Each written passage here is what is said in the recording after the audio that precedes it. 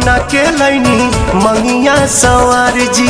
हाथ के न मेहदी छूटल बनी सुकवार जी। ए राजा जी दुल्हन बना के लैनी मंगिया सवार जी। हाथ के न मेहदी छूटल बनी सुकवार जी। हसुआ धरनी जन चिंते से गोलम हो, चिंते से गलम। खेतवा में संगे न चलम, हमसे कटनी न होई ये बलम।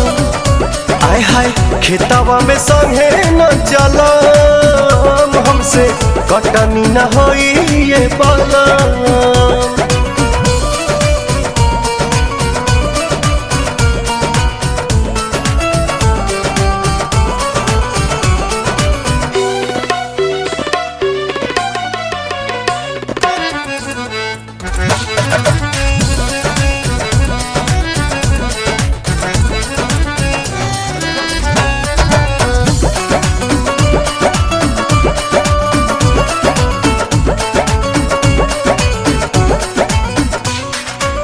नैहर में कैनी नहीं काम कोनो दिन जी। घाम में चाम हमर हो जाई मलिन जी।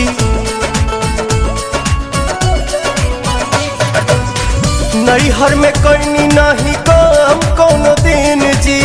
घाम में चाम हमर हो जाई मलिन जी।